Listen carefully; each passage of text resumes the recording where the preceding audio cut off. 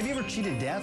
Tweet your medical miracle at Sanjay Gupta CNN, #miracle. You could win an autographed copy of my new book, Cheating Death. One grand prize winner will win a special Skype guest appearance by Dr. Gupta at their book club. Share your story today.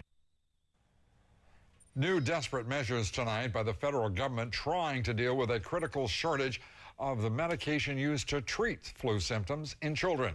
The Centers for Disease Control has now authorized emergency measures to, quote, stretch the supply of Tamiflu liquid, which includes the allowance of Tamiflu that has passed its expiration date and other measures to stretch the supplies as well.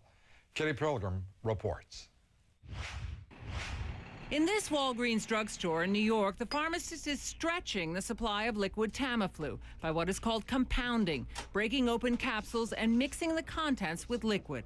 The manufacturer let us know back in September that there was not going to be enough of the liquid suspension to go around. So we were very proactive, got out to our pharmacists, got a recipe from the manufacturer to be able to make an extemporaneous compound. The CDC this week announced major pharmacies like Walgreens and Walmart are doing this, and other pharmacies should also. We do encourage pharmacies to be able to do compounding so that our pediatric supplies will stretch as far as possible. Liquid Tamiflu, used to treat swine flu, is in short supply. Roche, the Swiss manufacturer, says it has ramped up production in the U.S. since the pandemic broke out last spring and will be producing 400 million doses of Tamiflu next year. An estimated 20% of production will be inside the United States.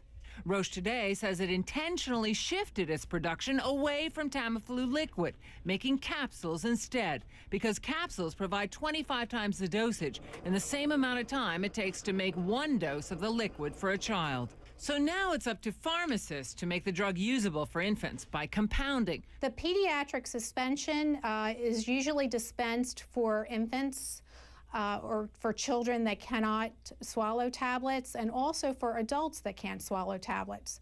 So it is used pretty frequently. Liquid Tamiflu is now in such short supply, the FDA in July and again in October issued emergency measures to extend some lots of Tamiflu for use beyond their expiration dates on the package. So, for example, one lot of Tamiflu, due to expire May 31st, 2005, can now be used until February 28th, 2010. Now, the FDA says using the expired Tamiflu identified by lot number is perfectly safe. They've set up a website for consumers to see if their expired Tamiflu is still usable.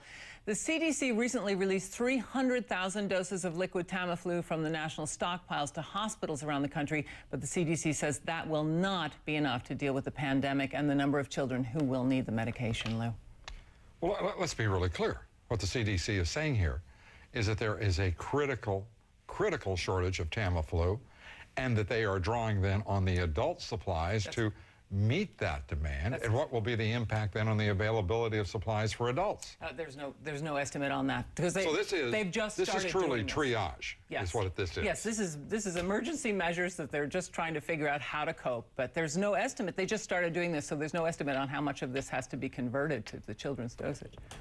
This is extraordinary. And thank you, Kitty. And we'll be staying on top of this throughout. Thank you. Kitty Pilgrim.